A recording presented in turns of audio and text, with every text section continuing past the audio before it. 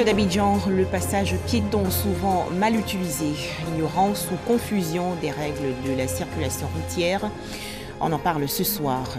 Enfin, 22 janvier 1963, l'Allemagne et la France matérialisent leur rapprochement par la signature du traité de l'Élysée. Madame, Monsieur, bonsoir et bienvenue. George Weah investit aujourd'hui 25e président du Libéria. L'ancienne gloire du football a en effet prêté serment devant des milliers de partisans réunis à Monrovia, la capitale. Il s'agit de la première transition démocratique au Libéria depuis 1944. En image, retour en Côte d'Ivoire avec ce drame survenu à Boundiali, dans la région nord du pays. La maison coloniale a été complètement ravagée par le feu.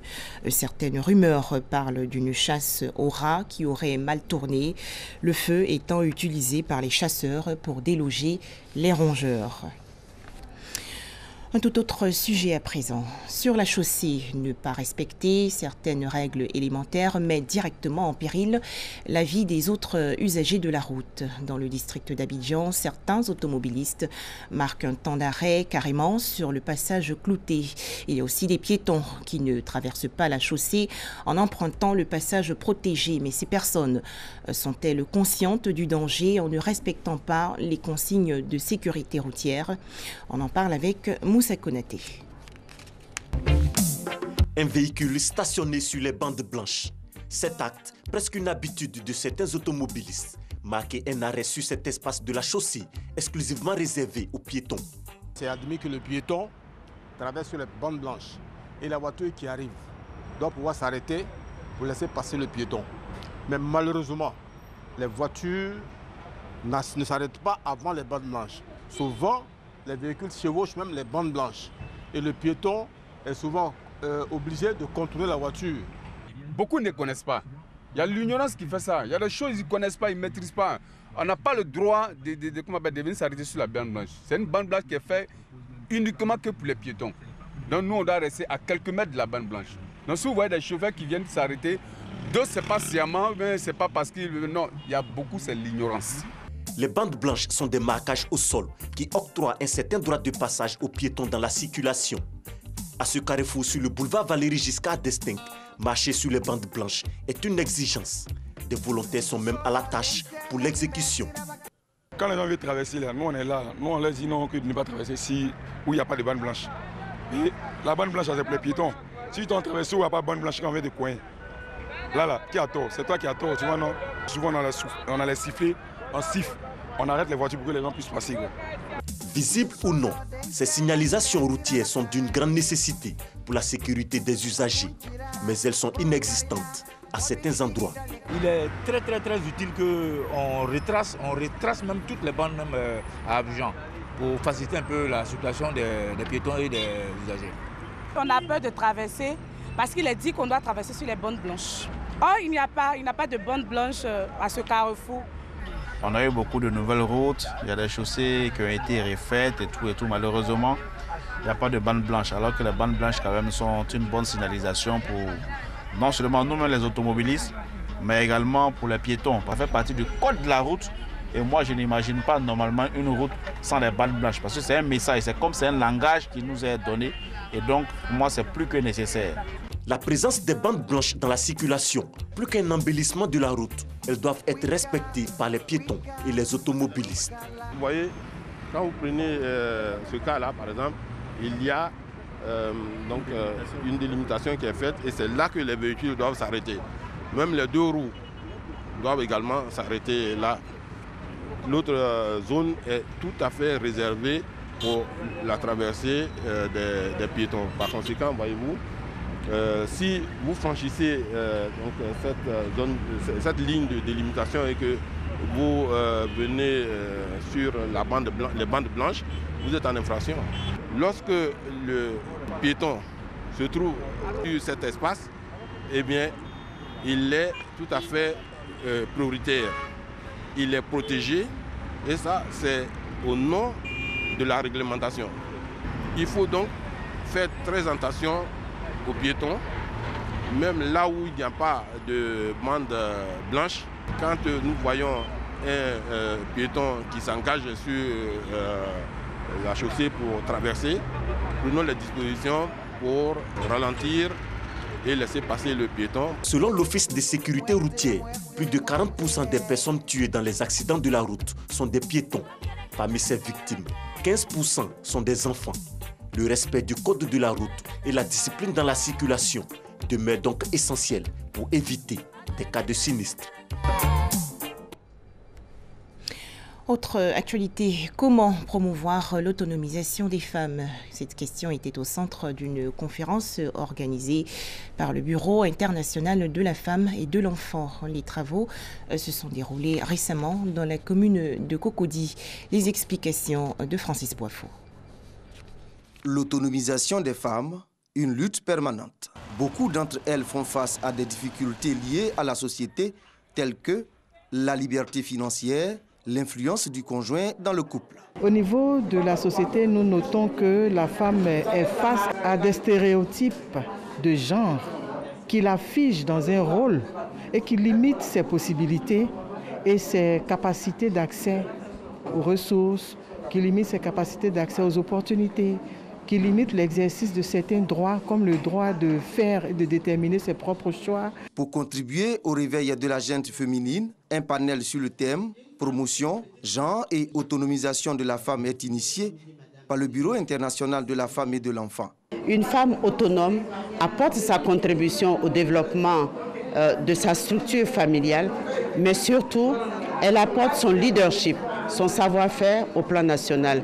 On dit éduquer une femme, c'est éduquer une nation. Être un acteur clé du développement social.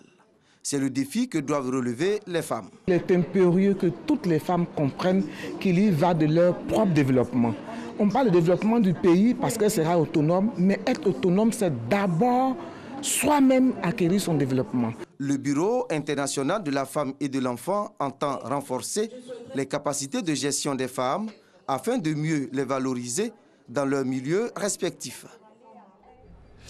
Culture, une vingtaine d'artistes tradis modernes Yacouba célébrés récemment pour leur contribution à la promotion de la culture d'an. Ils ont donc été récompensés par le commissariat général du Festival des Arts et de la Culture d'an, le FECADAN. La cérémonie s'est déroulée dans le district d'Abidjan. Le point avec Doigt de Laser. Des concerts publics, des participations au festival culturel du peuple d'An de la région du Tonkoui. Ces artistes tradis modernes, Yacouba et Toura, contribuent ainsi à la valorisation de la culture d'An. Pour reconnaître leurs actions en faveur de la promotion des valeurs culturelles d'An, un hommage leur a été rendu. Une initiative du FECADAN, Festival de la culture et des arts d'An. Depuis 2015, les artistes accompagnent le FECADAN dans la région du Tonkoui. Pour nous, les artistes constituent un vecteur de cohésion sociale. Un signal fort pour que ce soit un vecteur d'union pour tous les temps. Un départ, n'est-ce pas, pour le développement de la région du Tonkoui. Du 2 au 5 juin 2018, dans l'année va accueillir le FECADAN 2018. Ce grand festival va leur rendre visite, faire ressortir tout ce qu'ils ont comme fait culturel, aspect touristique. Un geste louable, mais aussi un encouragement selon ces artistes tradis modernes qui s'engagent à œuvrer davantage pour porter haut la tradition Yacouba et Toura, deux groupes ethniques qui constituent le peuple d'An. On ne s'attendait même pas à ce cadeau ce soir. On est content, on veut encore plus que ça parce qu'on veut voyager comme les autres artistes qui sont internationaux aujourd'hui. Partout où on fête la culture, partout où des artistes se produisent, le ministère du Tourisme est présent avec sa structure de promotion. FECADAN innove, fait une nuit pour les artistes. Et il est important que le ministère puisse toujours continuer à le soutenir. La nuit d'hommage aux artistes d'An était à sa première édition le 29 décembre dernier et devra se tenir chaque année à cette date précise.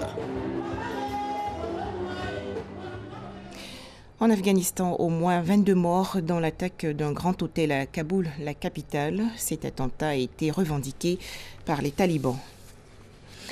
Enfin, 22 janvier 1963, il y a 55 ans, le traité de l'Élysée marquait le rapprochement franco-allemand. Ce document signé entre le général de Gaulle et le chancelier Konrad Adenauer était destiné à sceller la réconciliation entre la France et la République fédérale d'Allemagne.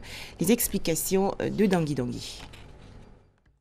Le traité d'amitié franco-allemand est signé au palais de l'Élysée, à Paris, par Charles de Gaulle, 72 ans, président de la République française, et Konrad Adenauer, 87 ans, chancelier de la République fédérale allemande. Il clôt près d'un siècle de rivalité et institue une nouvelle forme de concertation à la tête de la communauté économique européenne, qui deviendra 30 ans plus tard l'Union européenne. Si Konrad Adenauer n'a jamais eu à porter les armes, son interlocuteur, lui, a combattu l'Allemagne pendant les 2 guerres mondiales en tant qu'officier. Cela mis en part, les 2 signataires du traité de l'Élysée partagent les mêmes convictions, comme la lutte contre le nazisme.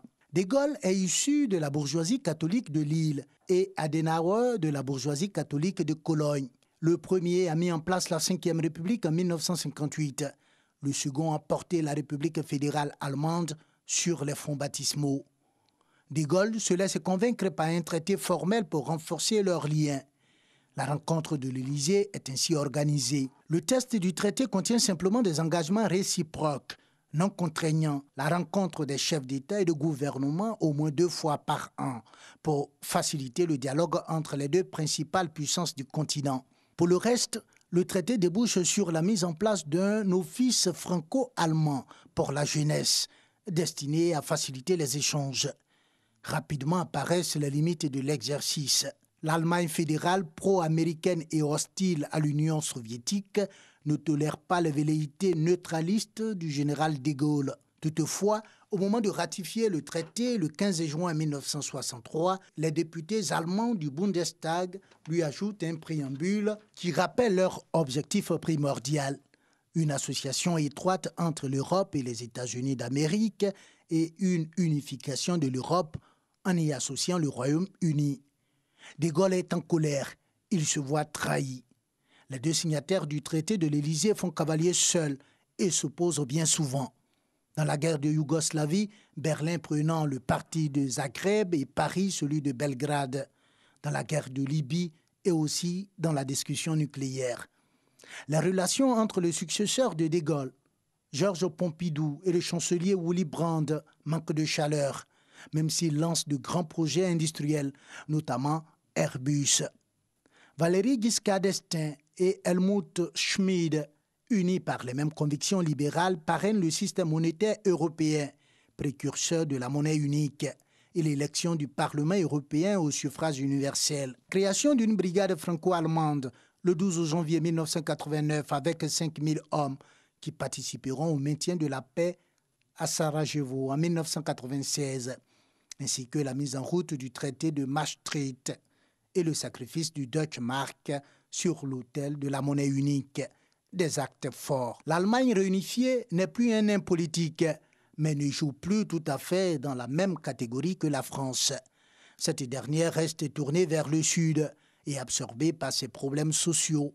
L'Allemagne, elle, trouve toujours plus de séduction en ses voisins de l'Est, qui lui offrent, à défaut de marché, une main-d'œuvre docile.